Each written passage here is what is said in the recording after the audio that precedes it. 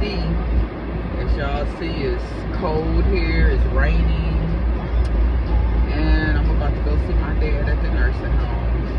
I made that chicken noodle soup yesterday. I'm about to take him a bowl of it. Letting the car warm up. I'm gonna stop at the Dollar Tree when I get close to the nursing home. It's one right down the street. So yeah, just letting my baby warm up a little bit. How y'all doing on this Sunday? Ever since I moved back to Detroit from Lansing, I'm trying to find me a church home.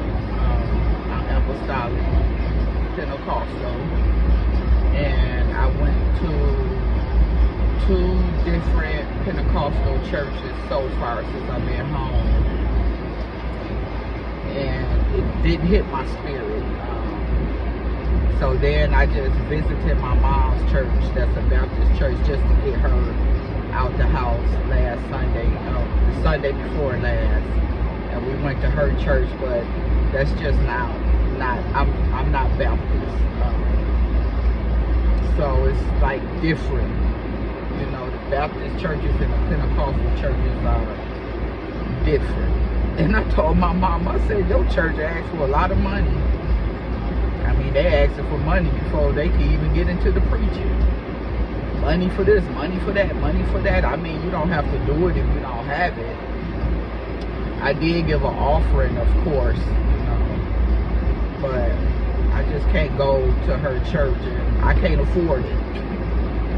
You know, like, I really miss my church up in Lansing, Michigan. I really do. And like my late bishop used to tell us, if you got it, you got it. If you don't, you don't.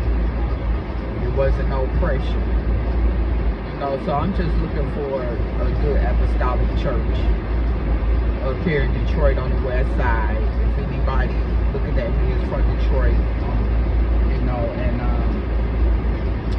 I think next Sunday I'm gonna go visit my youngest daughter's friend's church. It's called Abundant Life on Grand River. It's a Christian center, but I don't think it's an apostolic church, Christian church. But I'm still gonna go visit because you know, you never know. You never know. You're gonna like, sorry, I'm fixing my nose right here. But anyway, I'm about to pull out. Take y'all with me to the dollar store. When I get to the dollar store, I'm gonna end this video.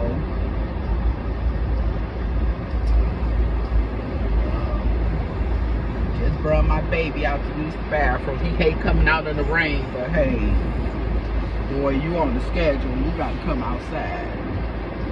Rain, sleet, or snow. Cause he ain't gonna use it in the house or his crate. He'll hold it until you take him out, which is a good thing. But he remind me of he remind me of like when you see the hold on, y'all. Praying for traffic, blessings and grace in Jesus' name. I always pray when I get in my car. My dog remind me of, like, if it's not raining or nothing, after he used the bathroom, he just prancing back to the side door. And then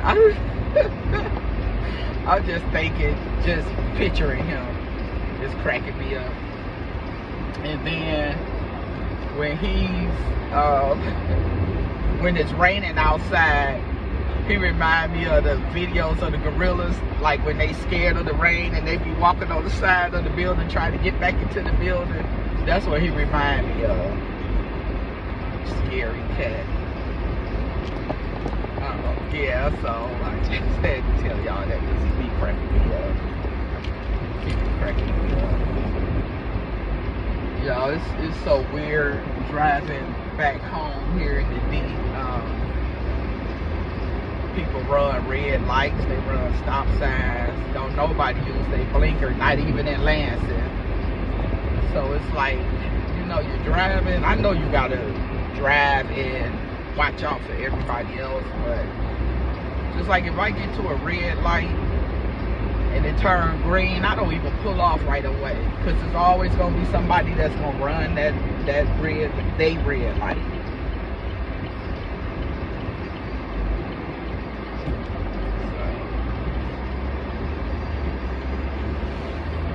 I consider myself a careful driver, but you never know. You never know. Nobody is perfect, but people just do stuff on purpose. Like, do you care about your life, your car?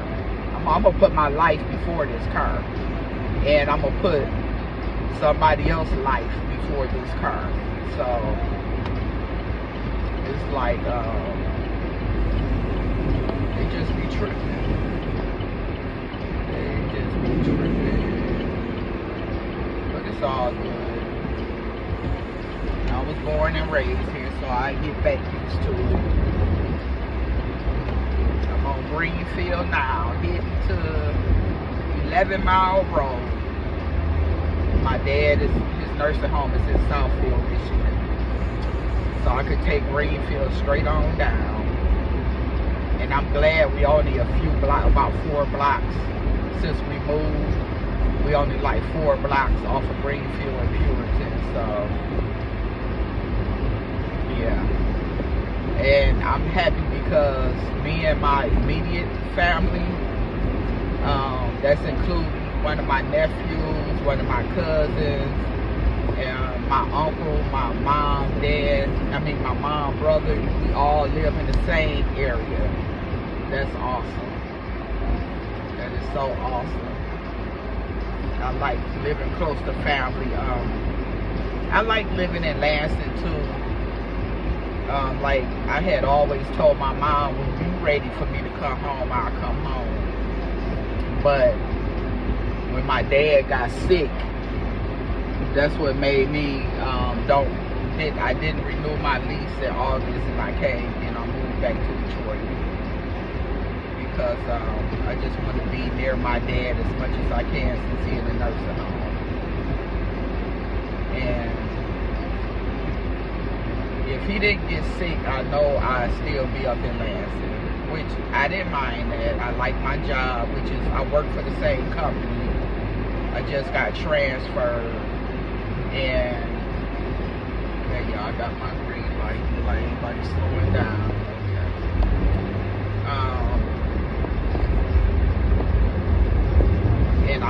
And they let me transfer the company I work for. So I just miss my church. I really do miss my church up in Lansing, and I miss some of my co-workers. I really do. I have some good friends up in Lansing. I have no friends here in Detroit, but family. But I have good friends in Lansing. White, black, Latino. I got a lot of good friends up there. But it's okay, because after the new year, I'm gonna go and visit. I have went up there one time since I moved. I took my mom because my church had a program up there, so I took my mom up there with me, and we went to my church. And she said she had a good time. So yeah, which was cool. Even though, like I said, we different denominations, but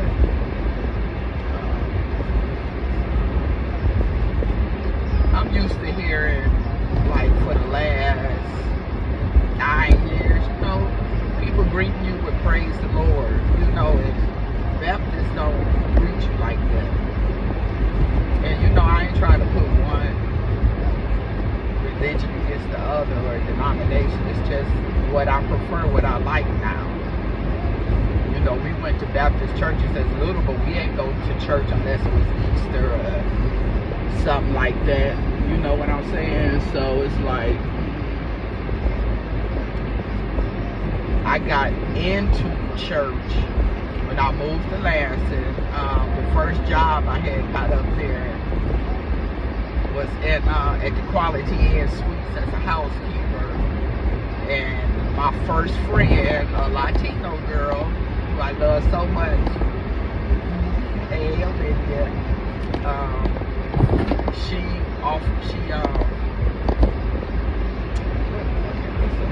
not offered me. She invited me to her church, and I went to that church for 4 years. But it was a lot of people like in their 20s,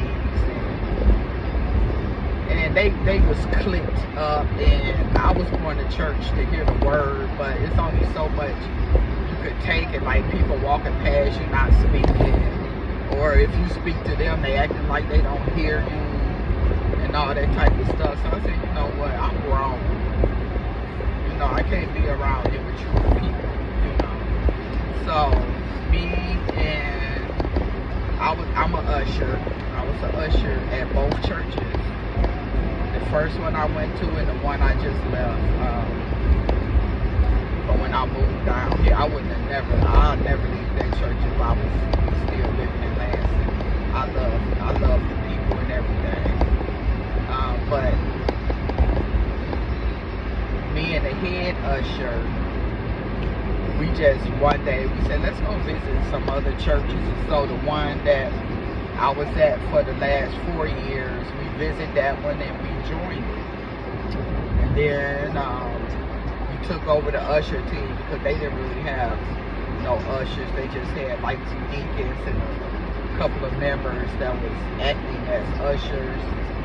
But we are real ushers where we wear the same color, where we have order, where you can't walk when it's prayer or scripture or or somebody, baptism or something like that. You just can't get up and walk all willy-nilly and stuff. And it's a certain way you pass out tie envelopes. It's a certain way you pass out the fans. It's a certain way you usher the people up to pay their tithes, And they wasn't doing that. And when we told them about what we do, well, she told them what she do, and they offer her the head usher spot, and then she asked me would I help her out. So that's what happened. Because I didn't have no intentions on ushering.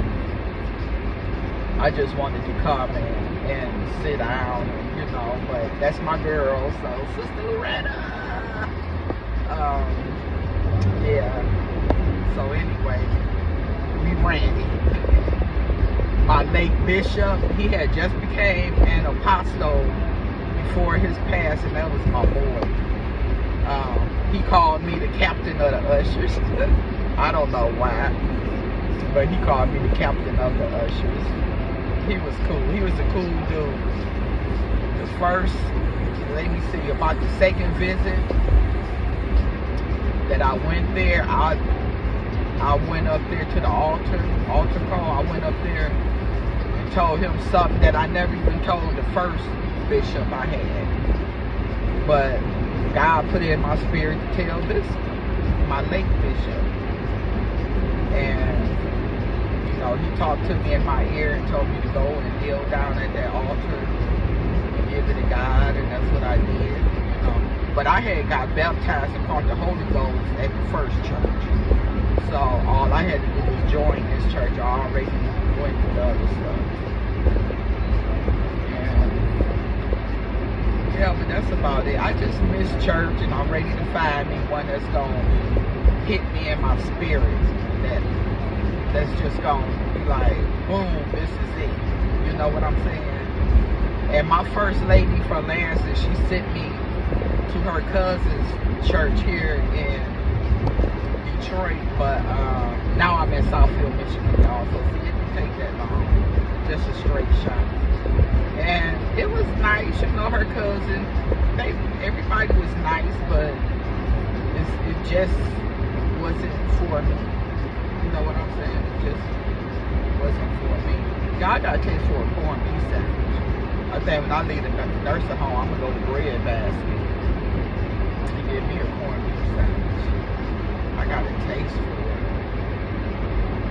for Mr. Corned Beef, but the Bread Basket is right across the street from the nursing home. getting close now. But I wish I had my gloves. I don't like touching a cold steering wheel. It's not that cold right now, but when I first pulled off at the house. But anyway, yeah, so I'm gonna go visit my dad and sit with him for a couple of hours and go get my corned beef sandwich and come back home and get ready for the work week. Lay my clothes out for they already laid out. Y'all, I got a good habit. I always lay out my clothes the night before because I don't like rushing or rambling around for stuff in the morning. I like to go boom, boom, boom, and I'm ready. Get in the bathroom, come out, put some lotion on or whatever, put my clothes on. I don't like looking through the closet, looking through dressers. You know, I get up at 4:15 in the morning, so I ain't trying to do all that. Look off or stuff. Even though I know where everything is at, I like my stuff to be laid out. I don't know. I'm an Aries. I don't know if other Aries do that. But I do have a co-worker that's a bus driver, school bus driver up in Lansing, because I work for the school bus transportation service. And she's the Aries. But she said, Donna, I wish I could do like you, lay my clothes out. But she said, girl, I be late every morning. And I'm that type of Aries. I like to be early. I don't like to get late nowhere. You know, I get to work like around 10 minutes before it's time to punch in. And I'm a van driver for the school transportation. The company I work out of here, well, not the company, the office for the job I work at, they only do van service. So we take kids to school and to the Dollar Tree. We take kids to school, and then we pick up people like from the hospital and take them home, or from a clinic and take them home, and stuff like that. So it's like a cab service, but it's like a contract cab service, not like somebody could just wave you down on the street and you pick them up. No. It's not like that. They have to have a contract, like with the school kids. They school district pays for their ride every day. So we have a tablet in the van. You push navigate. It'll take you exactly where you need to go. If you put on the blinker, it'll take you exactly where you gotta go to pick up the student. Then when they get in your van, you push load and navigate, and the GPS take you to their school, step by step. You won't get lost or nothing. It's just a step-by-step thing. And then I'm parking at Dollar Tree, but I'm still talking for a minute.